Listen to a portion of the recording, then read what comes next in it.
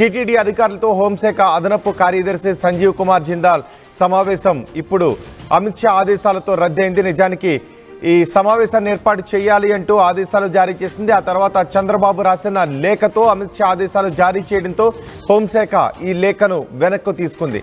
TTD అధికారులతో సమీక్ష ఆదేశాలను వెనక్కు తీసుకుంది హోంశాఖ.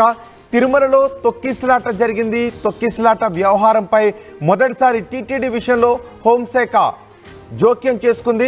20వ తారీఖున డిజాస్టర్ మేనేజ్మెంట్ అదనపు కార్యదర్శి సమీక్షకు ఏర్పాట్లు చేయాలి అంటూ ఆదేశాలు జారీ చేసింది. అయితే హోంశాఖ జారీ చేసిన ఆదేశాలపై అమిత్ షాకు ముఖ్యమంత్రి చంద్రబాబు ఫిర్యాదు చేశారు. వెంటనే ఆ లేఖను వెనక్కు తీసుకోవాలి అంటూ హోంశాఖ ఉన్నతాధికారులకు అమిత్ షా నుంచి ఆదేశాలు వెళ్ళాయి. తప్పనిసరి పరిస్థితుల్లో టీటీడీ ఉన్నతాధికారులతో ఈ సమావేశాన్ని రద్దు చేసుకుంటున్నట్లుగా హోంశాఖ ఉత్తర్వులు జారీ చేసింది. ఆ ఉత్తర్వుల సారాంశాన్ని కూడా మనం ఆర్టీవీ స్క్రీన్ పైన చూస్తూ ఉన్నాం.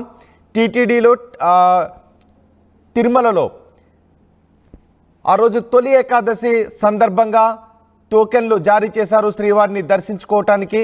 ఆ సమయంలో ఎక్కువ మంది జనం రావడంతో అక్కడ తొక్కిసలాట చోటు చేసుకుని మరణాలు సంభవించాయి.